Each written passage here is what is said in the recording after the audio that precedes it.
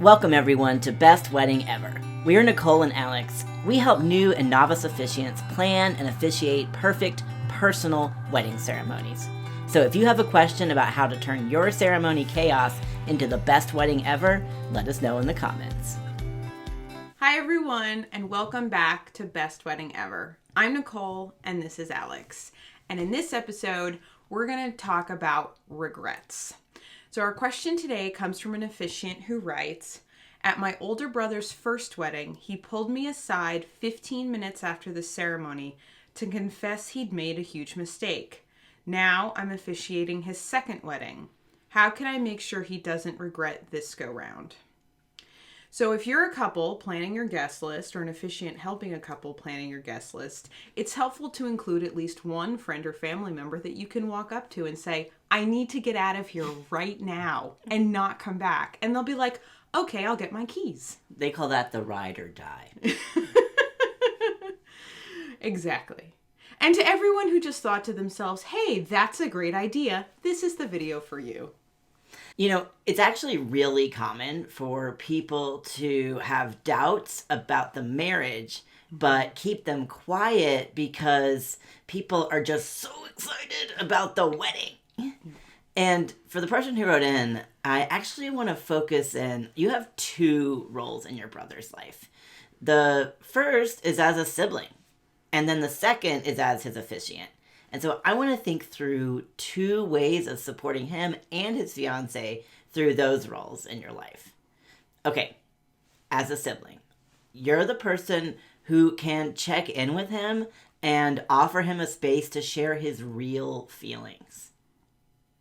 So one thing that we've learned is that the body, it can't lie. It doesn't lie, ever. And it will not be ignored. In fact, your body will just make you more and more miserable until you listen to what it's trying to tell you. So if you as a couple or one partner or someone has doubts or hesitations or fears, don't wait until you're throwing up on yourself. The time to start listening is now. This is what Shakira meant when the hips don't lie. Yeah. Because I think that weddings have the same energy as Christmas. There's very little room for any space or emotions other than, "Isn't this great?" Yes. And just because you have some doubts or you have some hesitations doesn't mean you call the engagement off. You know, it's not burn the bridges, burn the boats. Instead, it's helpful to look at your hesitations and your doubts and your fears as a signal that something's not right. And then, you put on your problem-solving hat and you get curious, like, what's going on? Why am I feeling this way? Why is this an issue? Why is it coming up now? And the more that you can investigate before you ever get near any aisles, the better off you're going to be. Because that investigating that doubt, solving that problem is going to lead to a successful marriage, which is ultimately the point of the ceremony. So let's not ignore that part. Right. A successful marriage is not about never having any doubts, but actually exploring the times when you're having a feeling that you need to investigate. Right. And I think particularly around weddings, it can be hard to express any of those hesitations, fears, or doubts. And as a sibling, what you can offer is a space for your brother and even their fiance to name the scarier feelings. Mm-hmm. Because I know, and we all know, that shame and doubt thrive in the darkness.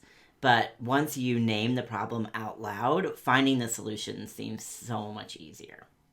And I think that there's the stated emotions, and then what Nicole was talking about is like that body wisdom, that if your body's signaling something to you, like paying attention to that as well, because sometimes we can say one thing and be feeling quite another. And so if he's feeling nervous and getting that information from his body, check in to see if there's something more going on. So as an officiant, I think there's a whole separate set of conversations that you can have and a way of noticing some of that nonverbal cues as well. So as the officiant, you're going to be in tons of conversations with your brother and his fiance during this lead up to the wedding ceremony in the planning phase.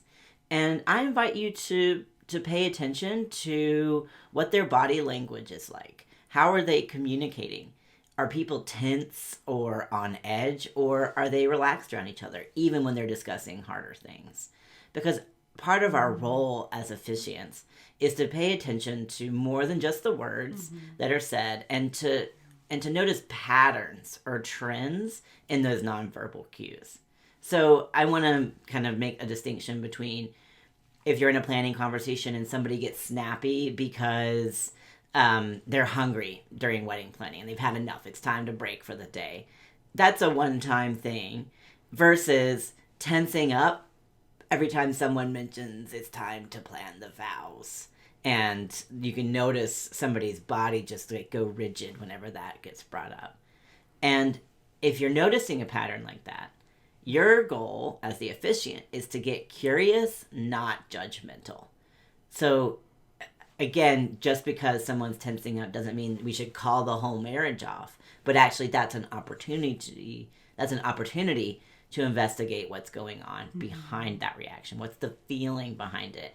Maybe they're nervous to deliver the vows, and that's why they're tensing up. Maybe they're nervous because they think that they're not smart enough to write vows, or they take it very seriously and they're nervous to mess it up. Like, there's lots of different emotions and feelings that could be behind any one body cue. So as the officiant, your role isn't to fix anything about them, but to offer a space for them to notice it too. And we live in a culture where it's like, gotta push through the pain.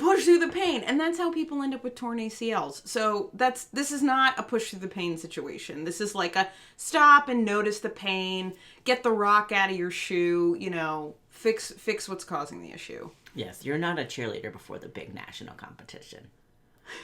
This is your wedding. So you should enjoy it, but also take it as a moment to pay attention to all of the wisdom that's going to be rising up in you from your body and your emotions, and help that to make your marriage better. Yeah, I like that. Yeah. So the key is to pay attention and offer a space to share the harder stuff and not judge what comes out, because that's what's going to lead to a better outcome.